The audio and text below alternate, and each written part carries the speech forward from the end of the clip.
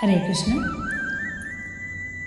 अर्जुन कहते हैं, हे कृष्ण, मैं ना तो विजय चाहता हूँ और ना राज्य तथा सुखों को ही चाहता हूँ। हे गोविंद, हमें ऐसे राज्य से क्या प्रयोजन है अथवा ऐसे भोगों से और जीवन से भी क्या लाभ है। अर्जुन के इस कथन का स्पष्टीकरण कीजिए। समझने का विषय है, अर्जुन अपने चित्त की स्थिति चित्र खींचते हुए कहते हैं कि हे कृष्ण, इन आत्मीय स्वजनों को मारने पर तो विजय, राज्य और सुख मिलेंगे, मैं उन्हें जरा भी नहीं चाहता। मुझे तो यही प्रतीत होता है कि इनके मारने पर हमें इस लोक और परलोक में संताप ही होगा। फिर किस लिए युद्ध किया जाए और उन्हें मारा जाए? क्या होगा? ऐसे राज्य और भोगों से मेरी समझ से तो इन्हें मारकर जीने में भी कोई लाभ नहीं है। अब अर्जुन स्वजन वध से मिलने वाले राज्य भोगों आदि को न चाहने का कारण दिखलाते हैं।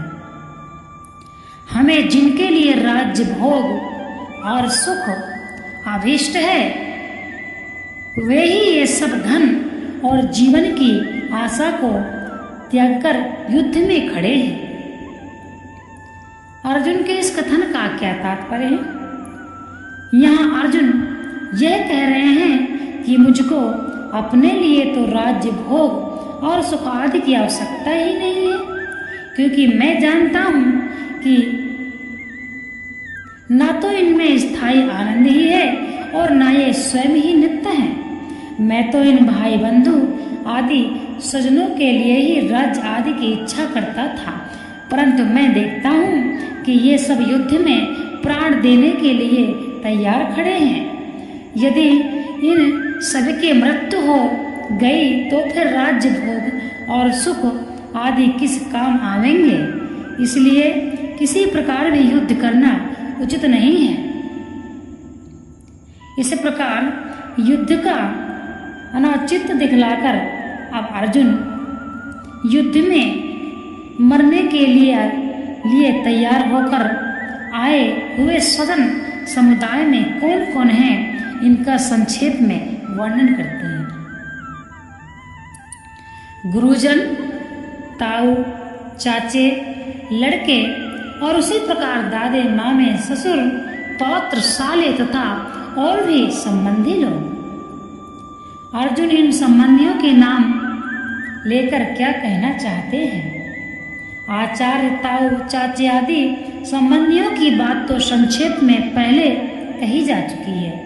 यहाँ स्याला शब्द से दृष्ट, द्युम्न, शिखंडी और सुरथ आदि का तथा संबंधिना से जय, धृत आदि का स्मरण कराकर वे यह कहना चाहते हैं कि संसार में मनुष्य अपने प्यारे संबंधियों के ही लिए तो भोगों का संग्रह किया करता है। हे माधव, जब ये ही सब मारे जाएंगे तब राज्य भोगों की प्राप्ति से होगा ही क्या? ऐसे राज्य भोग तो दुख के ही कारण होंगे। सेना में उपस्थित सूरवीरों के साथ अपना संबंध बतलाकर अब अर्जुन किसी भी हेतु से इन्हें मारने में अपनी अनिच्छा प्रकट करते हैं। अर्जुन कहते हैं, हे मधुसूदन, मुझे मारने पर भी अथवा तीनों लोगों के राज्य के लिए भी मैं इन सबको मारना नहीं चाहता, फिर पृथ्वी के लिए तो क्या कहना है। अर्जुन ने यह क्यों कहकर कहा कि मुझे मारने पर भी मैं इन्हें मारना नहीं चाहता, क्योंकि दोनों सेनाओं में स्थित संबंधियों में से जो अर्जुन के पक्ष के थे, उनके द्वारा तो अर्जुन के मारे जाने की कोई कल्पना ही नहीं की जा सकती। उनका यह भी भाव है कि मेरे पक्ष वालों की तो कोई बात ही नहीं है, परंतु जो विपक्ष में स्थित संबंधी हैं वे भी जब मैं युद्ध से निवृत्त हो जाऊंगा तब संभवतः मुझे मारने की इच्छा नहीं करेंगे, क्योंकि वे सब राज्य के लोभ से ही युद्ध करने को तैयार हुए हैं। जब हम लोग युद्ध से निवृत्त होकर राज्य की आकांक्षा ही छोड़ देंगे तब तो मारने का कोई कारण ही नहीं रह जाएगा। परंतु कदाचित इतने पर भी उनमें से कोई मारना चाहेंगे तो उन मुझे मारने की चेष्टा करने वालों को भी मैं नहीं मारूंगा। तीनों लोगों के राज्य के लिए भी नहीं पर पृथ्वी के लिए तो क्या ही कहना। इस कथन का क्या तात्पर्य है? इससे अर्जुन ने यह भाव दिखलाया है कि पृथ्वी के राज और सुखों की तो बात ही कौन सी है, इनको मारने पर कहीं त्रिलोकी का निष्कंटक राज्य मिलता तो उसके लिए भी मैं इन आचार्य आदि आत्मीय स्वजनों को नहीं मारना चाहता।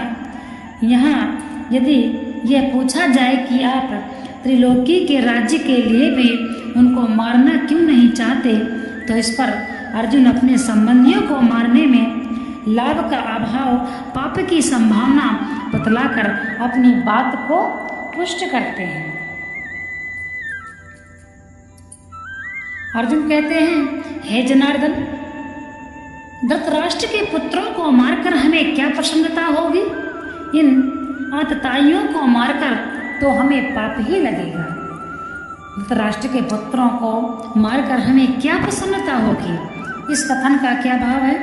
अर्जुन कहते हैं कि विपक्ष में स्थित इन धृतराष्ट्र के पुत्रों को और उनके साथियों को मारने से इस लोक और परलोक में हमारी कुछ भी इष्ट सिद्धि नहीं होगी, और जब इच्छित वस्तु ही नहीं मिलेगी तब प्रसन्नता तो होगी ही कैसे। अतएव किसी दृष्टि से भी मैं इनको मारना नहीं चाहता। अपना अनिष्ट करने के लिए आते हुए आतताई को बिना विचारे ही मार डालना चाहिए। आतताई के मारने से मारने वालों को कुछ भी दोष नहीं होता।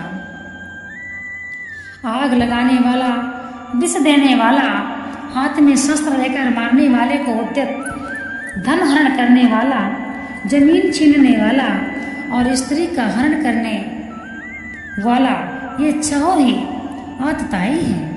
दुर्योधन आदि में आतताई के उपरोक्त लक्षण पूरे पाए जाते हैं। लाक्षा भवन में आग लगाकर उन्होंने पांडवों को जलाने की चेष्टा की थी। भीमसेन के भोजन में विष मिला दिया था। हाथ में शस्त्र लेकर मारने को तैयार ही थे। जुए में छल करके पांडवों का समस्त धन और संपूर्ण राज्य ही हर लिया था।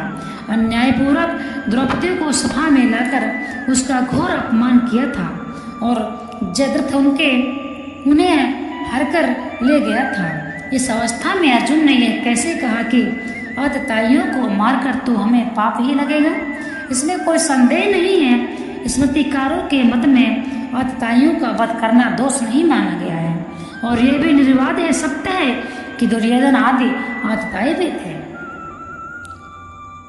इसलिए अर्जुन कह रहे हैं, इनको मारकर हमें कोई लाभ नहीं होगा।